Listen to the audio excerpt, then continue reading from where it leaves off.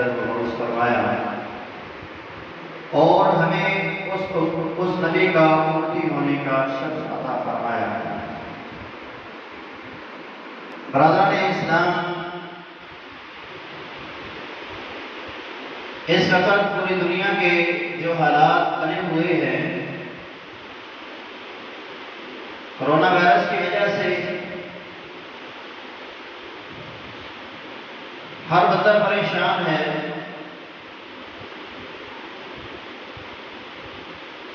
اس پریشانی کے عالم میں ایک مومن اور مسلمان کو کیا کرنا چاہیے؟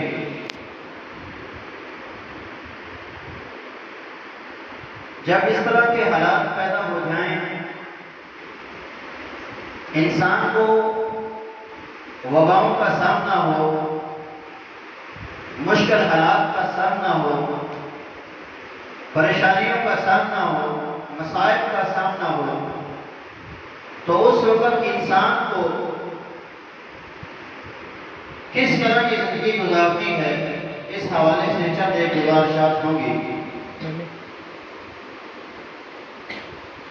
ایک بندہ مومن کا یہ عقیدہ ہونا چاہیے کہ مجھے دنیا کی کوئی چیز نقصان نہیں لے سکتی، نہ ہی کوئی چیز مجھے نفع دے سکتی ہے اور نہ ہی کوئی چیز مجھے نقصان دے سکتی ہے۔ میرے نفع اور نقصان کا مالک صرف اللہ ہے۔ اللہ کی مخلوقات میں سے کوئی مخلوق مجھے ذرہ برابر بھی نقصان نہیں دے سکتی۔ نبی علیہ السلام نے حضرت عبداللہ بن عباس رضی اللہ تعالی عنہ سے کہا، اے میرے بیٹے، وَاعْلَمْ أَنَّ الْأُمَّةَ لَوِ اجْتَمَعَتْ عَلَىٰ أَن يَنفَعُوكَ بِشَيْءٍ لَا يَنفَعُوكَ بِشَيْءٍ إِلَّا مَا كَتَبَ اللَّهُ لَكَ۔ اے میرے بیٹے، یہ بات ذہن نشین کر لو، اس بات کو اپنے دل کی تختی کے اوپر لکھ لو کہ اگر ساری امت مل جائے، پوری دنیا اس بات پہ اکٹھی ہو جائے کہ وہ تجھے نقصان دینا چاہیں تو تجھے کوئی نقصان نہیں دے سکتا، مگر وہ جو تیرے نصیب میں رب نے لکھ دیا ہے۔ اور اگر ساری مخلوقات مل کر، پوری دنیا مل کر تجھے ایک ذرہ کے برابر نفع دینا چاہیں تو وہ تجھے نفع نہیں دے سکتے، مگر وہ جو تمہارے رب نے تمہارے نصیب میں لکھ دیا ہے وہ نفع تجھے ضرور ملے گا۔ تو ایک بندہ مومن کا یہ عقیدہ ہونا چاہیے کہ دنیا کا کوئی وائرس مجھے نقصان نہیں دے سکتا اگر میرے نصیب میں نقصان نہ لکھا ہو۔ اللہ کی کوئی مخلوق مجھے نقصان نہیں دے سکتی اگر اللہ نے میرے نصیب میں نقصان نہ لکھا ہو۔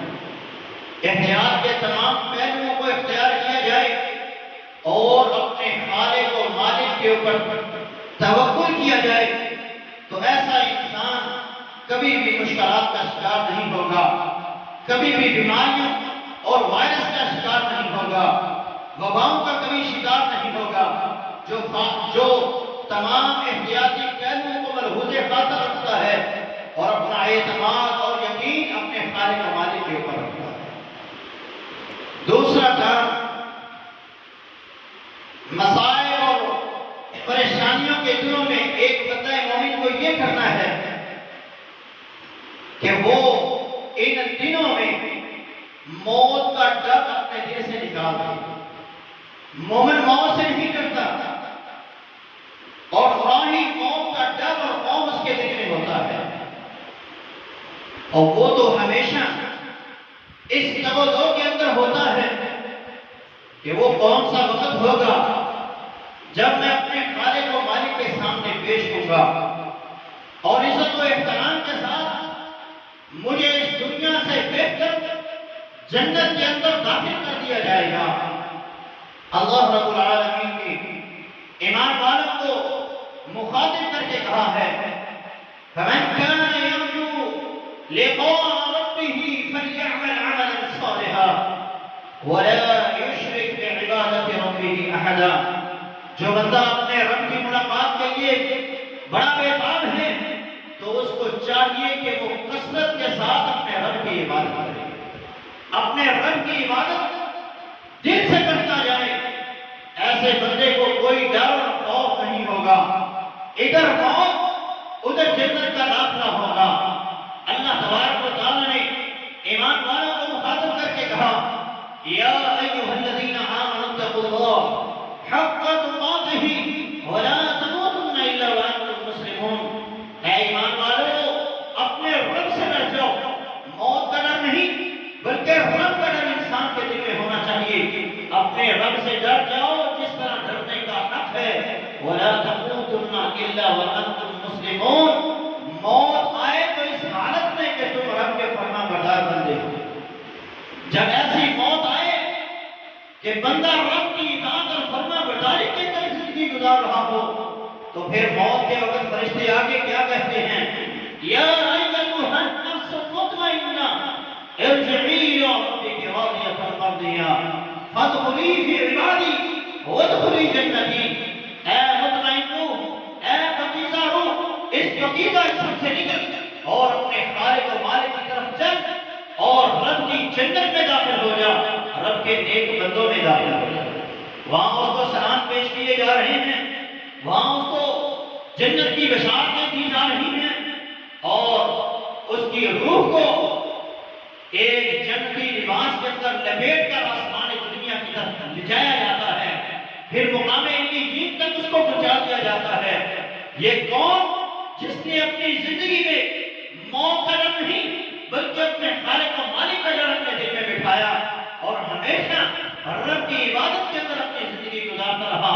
اس حالت کے اندر زندگی گزارنے والے کو موت کا ڈر نہیں ہوتا، بلکہ جب موت آتی ہے تو اس کے چہرے کے اوپر مسکراہٹ ہوتی ہے۔ کیوں؟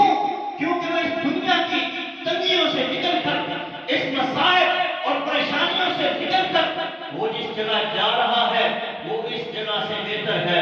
اللہ فرماتا ہے بل تؤثرون الحیات الدنیا والآخرۃ خیر وابقیٰ، تم دنیا کو پسند کرتے ہو جبکہ آخرت تمہارے لیے بہتر ہے۔ تو جو بندہ مومن ہوتا ہے وہ اس دنیا کو چھوڑنے کا ڈر نہیں، اس دنیا میں زندگی اسے پسند نہیں بلکہ اسے اپنی آخرت کی فکر ہوتی ہے۔ نبی علیہ السلام نے ارشاد فرمایا، میرے صحابہ مجھے بتلاؤ تو صحیح سمجھدار اور دانا انسان کون ہے؟ صحابہ نے کہا اللہ کے رسول آپ ہی بتا دیجئے، سمجھدار اور دانا کسے کہا جاتا ہے؟ آپ نے کہا جو بندہ موت کو کثرت سے یاد کرتا ہے، اکثرہم ذکر للموت والاستعداد لما بعدہ، موت کی تیاری کرتا ہے اور موت کے بعد آنے والے حالات کی تیاری کرتا ہے، اپنی قبر کے بارے میں سوچتا ہے، محشر کے بارے میں سوچتا ہے، جنت کو حاصل کرنے کے بارے میں سوچتا ہے اور سوچتا ہے کہ میں جہنم سے کس طرح بچ سکتا ہوں، میں عذاب قبر سے کس طرح بچ سکتا ہوں۔ یہ ایک بندہ مومن کی سوچ ہونی چاہیے۔ موت کا ڈر تو انسان کو ہوتا ہے، یہ تبھی ڈر ہے جو ہر انسان کے دل میں اللہ نے رکھا ہے، لیکن اس کو اس قدر اپنے اوپر سوار کر لیا جائے کہ انسان اللہ سے دور ہو جائے، انسان اس قدر غفلت کے اندر چلا جائے کہ اس وقت اسے پتہ چلے جب وہ قبر کے اندر پہنچ چکا ہو۔ اللہ فرماتا ہے رہاکم التکاثر حتی زرتم المقابر، تم لوگ دنیا کی مال و متاع کی محبت کے اندر اس قدر غافل ہو گئے، اس قدر تم نے دنیا کی چاہت میں غافل کر دیا، حتی زرتم المقابر، یہاں تک کہ تم قبروں میں جا پہنچے۔ تو انسان کی اس وقت آنکھ کھلے، اس سے بہتر ہے کہ وہ اس دنیا میں ہی اپنی آخرت کی تیاری کر لے، اپنے آپ کو موت کے لیے بھی تیار رکھے۔ جس طرح ہماری روز کی روٹین کے اندر یہ بات ہوتی ہے، آج میں نے دکان پہ جانا ہے، آج میں نے یہ کام کرنا ہے، آج میں نے یہ کام کرنا ہے، اسی طرح انسان کی روٹین میں یہ بات بھی ہونی چاہیے کہ میں نے ایک دن مرنا ہے، میری آج موت بھی ہو سکتی ہے۔ تو ایسا انسان کبھی بھی رب کی نافرمانی نہیں کرے گا، وہ جب کرے گا رب کی اطاعت اور فرما برداری والے ہی کام کرے گا۔ تو ایک بندہ مومن کو صرف اتنا موت کا ڈر ہونا چاہیے کہ مجھے موت اس حالت میں آئے کہ میں رب کی اطاعت اور فرما برداری کے اندر ہوں، نہ کہ اللہ کی نافرمانی کے اندر۔ تیسرا کام جو ایک بندہ مومن کو کرنا ہے کہ گھر سے نکلے تو وہ گھر سے نکلنے کی دعا کو لازمی پڑھے۔ نبی علیہ السلام نے فرمایا جب بندہ یہ دعا پڑھ لیتا ہے بسم اللہ توکلت علی اللہ لا حول ولا قوت الا باللہ، فرمایا اللہ کی طرف سے کہہ دیا جاتا ہے قد ہدیت وکفیت، تجھے ہدایت دے دی گئی، تجھے اللہ کافی ہو گیا، ووقیت، اور تجھے ہر قسم کے شر سے محفوظ کر دیا گیا۔ یہاں تک کہ ایک شیطان دوسرے شیطان سے کہتا ہے اس بندے کو تو کیسے گمراہ کر سکتا ہے، اس بندے پہ تو کیسے وار کر سکتا ہے جس کو اللہ کی طرف سے ہدایت دے دی گئی، جسے اللہ کی پناہ دے دی گئی اور جسے محفوظ کر دیا گیا، اس بندے کو تو نقصان نہیں دے سکتا۔ تو ایک بندہ مومن جب بھی اپنے گھر سے نکلے، چاہے وہ یہ وبا کے دن ہوں یا اس کے بعد کے دن ہوں، چاہے وہ فراوانی نعمت کے دور ہوں یا رب کی طرف سے آزمائشوں کے دن ہوں، ہر حالت کے اندر جب بھی وہ اپنے گھر سے نکلے یہ دعا پڑھ کے نکلے۔ چوتھا کام فرائض کی پابندی ہے۔ جو اللہ نے فرائض عائد کیے ہیں ان فرائض کو وہ پختگی کے ساتھ ہمیشگی کے ساتھ ادا کرے، بالخصوص نماز ہے۔ نبی علیہ السلام نے فرمایا احفظ اللہ یحفظک اللہ، تو اللہ کی حفاظت کر، مطلب کیا؟ جو اللہ نے حکم تجھے دیے ہیں ان احکامات کو تو لازم پکڑ لے، جب تو لازم پکڑے گا اللہ تیری حفاظت کرے گا۔ تجدہ تجاہک، تو اپنے خالق و مالک کو ہر وقت اپنے ساتھ پائے گا۔ جس بندے کو اللہ کا ساتھ مل جائے، جس بندے کو ہمیشہ اللہ کی مدد مل جائے، کوئی دنیا کی مخلوق، دنیا کی کوئی چیز اس بندے کو نقصان نہیں دے سکتی ہے۔ اور بالخصوص نمازیں ہیں، ان کی حفاظت کی جائے۔ فرمایا جس بندے نے 5 نمازوں کی حفاظت کی، من فعلہن، جس نے ان 5 نمازوں کی حفاظت کی، عاش بخیر مات بخیر وکان من الذنوب کیوم ولدتہ امہ، وہ بندہ ایسے ہے کہ وہ دنیا میں جب تک زندہ رہے گا خیر کے اوپر زندہ رہے گا، اور جب اسے موت آئے گی تو ایمان کی حالت میں موت آئے گی اور خیر کے اوپر موت آئے گی، اور جب وہ اس دنیا سے جائے گا تو ایسے جائے گا گویا اس کے نامہ اعمال کے اندر کوئی گناہ ہی نہیں ہے، گویا وہ آج ہی دنیا میں آیا اور آج ہی دنیا سے چلا گیا۔ اس طرح وہ اس دنیا سے جائے گا کہ اس کے نامہ اعمال کے اندر کوئی گناہ نہیں ہوگا۔ رسول اللہ صلی اللہ علیہ وسلم کی زندگی کو دیکھیں، نبی علیہ السلام پہ جب بھی کوئی گھبراہٹ والا معاملہ ہوتا، آپ پریشان ہوتے تو آپ کیا کرتے؟ اذا حضبه امر صلى، جب بھی کوئی گھبراہٹ والا معاملہ آتا آپ نماز کے لیے کھڑے ہوتے، آپ اللہ کے حضور کی کراتے، آپ رب سے معافی مانگتے، آپ اللہ کو خوش کرتے، اللہ تبارک و تعالیٰ آپ کی پریشانی کو ختم کر دیتے۔ یہاں تک کہ اللہ کے رسول کہا کرتے یا بلال ارحنا بالصلاۃ، نماز کے لیے نماز کے ساتھ ہمیں سکون دو، اقم الصلاۃ، نماز کے لیے آزان دو، تیری آزان سننے کے بعد نماز پڑھتے ہیں تو ہمارے دلوں کو سکون ملتا ہے۔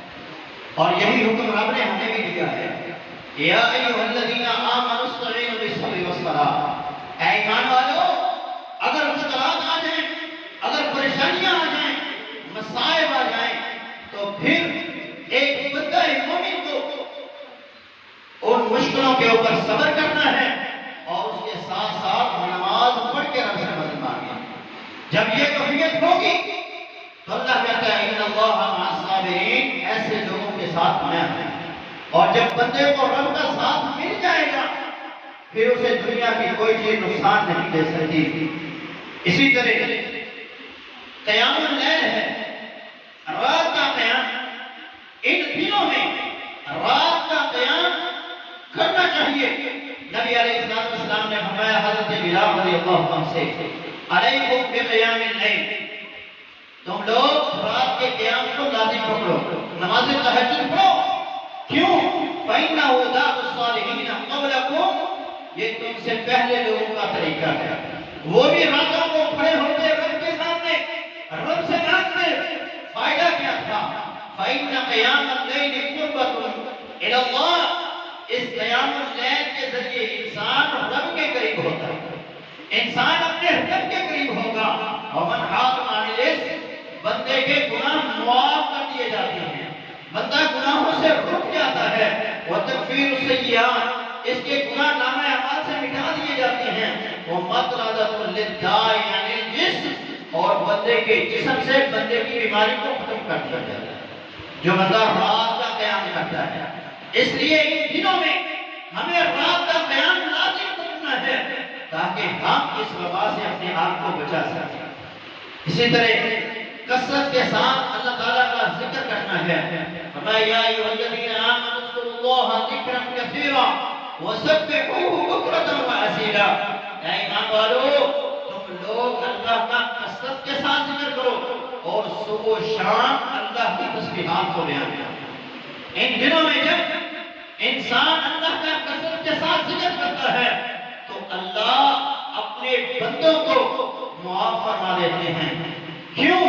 کیونکہ جہاں رب کا نام لیا جاتا ہے، جہاں رب کا ذکر کیا جاتا ہے، وہاں اللہ اپنے عذاب کو نازل نہیں فرماتا۔ تو یہ بیماری جو ہم پہ نازل ہو چکی ہے، یا تو اللہ کا عذاب ہے یا اللہ کی طرف سے آزمائش ہے۔ نہ ہم اللہ کے عذاب کے متحمل ہیں اور نہ ہی ہم اس کی آزمائش کے پورا اتر سکتے ہیں۔ اللہ ہمیں اس عذاب سے بھی بچائے۔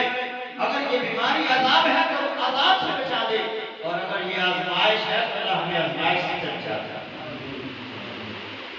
تو میرے بھائیوں، جب بندہ رات کا قیام کرتا ہے تو اللہ بیماریوں کو ختم کر دیتے ہیں، اور جب بندہ اللہ کا ذکر کرتا ہے تو اللہ تبارک و تعالیٰ اس ذکر کی برکت سے بندے کے گناہوں کو معاف فرما دیتے ہیں اور اس کی مصیبت اور پریشانی کو ختم کر دیتے ہیں۔ نبی علیہ السلام کی حدیث ہے، آپ نے ارشاد فرمایا ما عمل آدمی قط، آدمی کے پاس ایسا کوئی عمل نہیں ہے انجا لہو من عذاب اللہ، جو اس کو اللہ کے عذاب سے جلدی نجات دے دے، جلدی نجات دے دے، من ذکر اللہ، اللہ کے ذکر کے علاوہ۔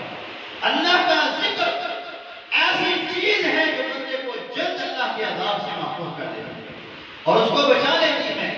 اللہ کا ذکر کیا ہے؟ اللہ کا ذکر قرآن ہے۔ قرآن کو لازم پکڑیں۔ وَمَنْ أَعْرَضَ عَنْ ذِكْرِي فَإِنَّ لَهُ مَعِيشَةً ضَنْكًا، جس نے قرآن سے اعراض کیا اللہ فرماتا ہے ہم اس کی معیشت کو کم کر دیں گے۔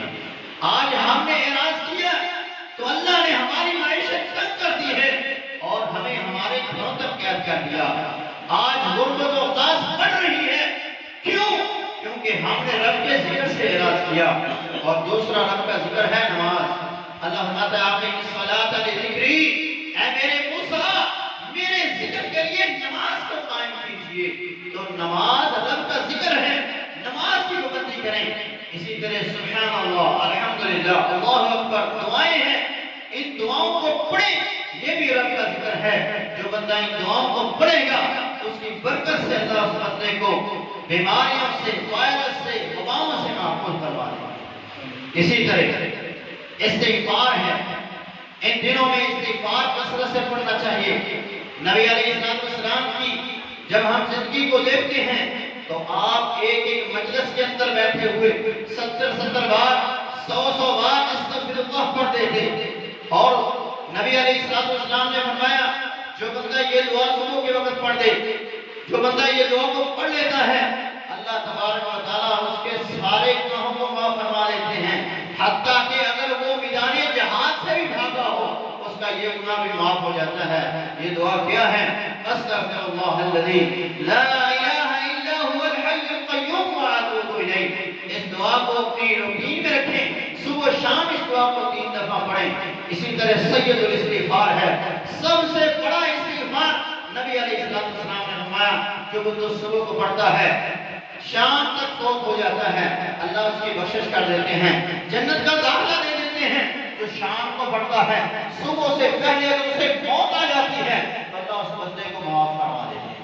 وَهَا اللَّهُ أَنْتَ رَبِّي لَا إِلَٰهَ إِلَّا أَنْتَ خَلَقْتَنِي وَأَنَا عَبْدُكَ وَأَنَا عَلَىٰ عَهْدِكَ وَوَعْدِكَ مَا اسْتَطَعْتُ أَعُوذُ بِكَ مِنْ شَرِّ مَا صَنَعْتُ أَبُوءُ لَكَ بِنِعْمَتِكَ عَلَيَّ وَأَبُوءُ بِذَنبِي فَاغْفِرْ لِي فَإِنَّهُ لَا يَغْفِرُ الذُّنُوبَ إِلَّا أَنْتَ۔ اس دعا کو یاد کریں، صبح و شام اس دعا کو پڑھیں، اگر اس کو پڑھا ہوگا موت آ گئی تو سیدھے جنت میں جائیں گے انشاءاللہ۔ اسی طرح ایک استغفار ہے نماز تسبیح کا۔ نبی علیہ السلام نے حضرت عباس رضی اللہ عنہ سے کہا، اپنے چچا سے کہا، اس کو روزانہ پڑھیے، روزانہ نہیں تو ہفتے میں ایک دفعہ پڑھیے، ہفتے میں ایک دفعہ نہیں پڑھ سکتے تو آپ مہینے میں پڑھیے، سال میں ایک دفعہ پڑھیے، نہیں تو زندگی میں ہر بندے کو ایک بار یہ نماز ضرور پڑھنی چاہیے۔ اس کی برکت کیا ہے، اس کا فائدہ کیا ہے؟ فرمایا اللہ تیرے سارے گناہوں کو معاف فرما دے گا، چاہے وہ چھوٹے ہیں چاہے وہ بڑے بڑے۔ ایسے گناہ جو تجھے یاد ہیں جو تو کر کے بھول گیا، ایسے گناہ جو تو نے چھپ کے کیے اور جو تو نے لوگوں کے سامنے کیے، ایسے گناہ جو تو نے، ایسے گناہ جو تیرے ظاہر ہیں، جو تیرے باطن کے گناہ ہیں، تمام گناہوں کو رب معاف فرما دے گا۔ ایسے گناہ جو تو نے، ایسے گناہ جو تیرے ظاہری اور باطنی ہیں، ایسے گناہ جو تو جان بوجھ کے کرتا ہے اور جو تو انجانے میں کرتا ہے، تجھے پتہ ہی نہیں چلا تو نے گناہ کر دیا، اور ایسے جو تو نے ارادہ کر کیے ہیں وہ گناہ بھی اللہ معاف فرما دے گا۔ 8 قسم کے گناہ اس نماز سے معاف ہو جاتے ہیں۔ یہ نماز کیا ہے؟ نبی علیہ السلام نے فرمایا 4 رکعت نماز ہے، اور ہر رکعت میں 75 بار سبحان اللہ والحمدللہ ولا الہ الا اللہ واللہ اکبر اس کلمے کو پڑھنا ہے۔ قیام میں جب آپ سورہ اخلاص ختم کریں گے، سورہ اخلاص کے بعد آپ اس کلمے کو 15 بار پڑھیں گے، پھر رکوع کی تسبیح پڑھنے کے بعد آپ اس کلمے کو 10 بار پڑھیں گے، کھڑے ہو جائیں گے، قیام قوما کی تسبیحوں کو پڑھنے کے بعد آپ اس کلمے کو 10 بار پڑھیں گے، اسی طرح سجدے میں 10 بار، بیٹھ کے 10 دفعہ، پھر سجدے میں 10 دفعہ، پھر اٹھ کے بیٹھ کے 10 دفعہ، یہ 40 دفعہ نیچے اور 40 دفعہ اوپر، 35 دفعہ اوپر ہے، یہ ٹوٹل 75 بار ہے۔ جو بندہ اسی طرح 4 رکعت ادا کرے گا اللہ اس کو یہ 8 قسم کے اس کے گناہ معاف فرما دے گا۔ تو یہ بھی ایک استغفار ہے، اس کو بھی ان دنوں کے اندر بندے کو لازمی پڑھنا چاہیے اور پڑھنا چاہیے۔ اسی طرح کثرت کے ساتھ درود پڑھنا چاہیے۔ درود پڑھنے والوں کی اللہ تمام مشکلوں کو آسان کر دیتے ہیں۔ نبی علیہ السلام کے ایک صحابی وہ نبی علیہ السلام سے کہتے ہیں اللہ کے رسول میں اپنی دعا میں آپ پر کتنا درود پڑھوں؟ تو آپ نے فرمایا جتنا تیرا دل کرتا ہے، اور اللہ کے رسول 4 حصے کرتا ہوں، 1 حصہ درود باقی دعا پڑھوں گا، اور اللہ اگر زیادہ کرے تو تیرے لیے بہتر ہوگا۔ کہا آدھی دعا آدھا درود، فرمایا اگر زیادہ کرے تو تیرے لیے بہتر ہے۔ کہا اللہ کے رسول 3 حصے درود پڑھوں گا اور 1 حصہ دعا مانگوں گا۔ آپ نے فرمایا اگر اس سے بھی زیادہ کرے تو تیرے لیے بہتر ہے۔ کہ اللہ کے رسول مانگوں گا ہی کچھ نہیں، صرف درود پڑھوں گا۔ آپ نے آگے سے کیا ارشاد فرمایا؟ اذن تکفر حمد ویغفر لک ذنبک، تب تو اللہ تیری تمام پریشانیوں کو ختم کر دے گا اور تیرے تمام غم اللہ دور کر دے گا۔ تو ہمیں یہ جو پریشانی لاحق ہے، یہ وائرس اس نے آج ہمارے مسلمان کو پریشان کیا ہوا ہے، بلکہ پوری دنیا کو ہی پریشان کیا ہوا ہے۔ تو ہر بندہ مومن اپنی زبان پر اللہ کی یاد کو تازہ رکھے اور اس کے نبی جناب محمد رسول اللہ صلی اللہ علیہ وسلم کا کثرت کے ساتھ درود پڑھتا رہے۔ اس کے ساتھ ساتھ دوسروں کی مدد کریں۔ آپ اپنے محلے میں، آپ اپنی گلی میں دیکھیں کیا کوئی محتاج، کوئی غریب انسان ایسا تو نہیں ہے کہ جس کے پاس راشن نہیں ہے، کوئی کھانے کی چیز نہیں ہے، تو آپ اپنی جیب سے خرچ کر کے اس تک پہنچائیں۔ ایسا کرنے سے ہوگا کیا؟ نبی علیہ السلام نے فرمایا من نفس عن مسلم قربة من قرب الدنیا نفس اللہ عنہ قربة من قرب یوم القیامہ۔ جو دنیا کی مشکلات کسی مومن سے دور کرتا ہے، کسی مسلمان سے اس کی دنیا کی پریشانیوں کو دور کر دیتا ہے، اللہ قیامت کے دن بھی اور دنیا میں بھی اس کی جو پریشانیاں ہیں، جو مسائل ہیں، ان تمام دنیا کے اس کی پریشانیوں کو اور قیامت کے دن کی پریشانیوں کو اللہ دور کر دے گا، دنیا میں بھی اسے امن دے گا اور آخرت میں بھی امن دے گا۔ یہ چند ایک نصیحتیں ہیں جو ہمیں ان دنوں کے اندر اختیار کرنی ہیں۔ اللہ مجھے اور آپ تمام بھائیوں کو ان تمام احکامات کو عمل کرنے کی توفیق عطا فرمائے۔ اقول قولی ھذا استغفر اللہ لي ولکم۔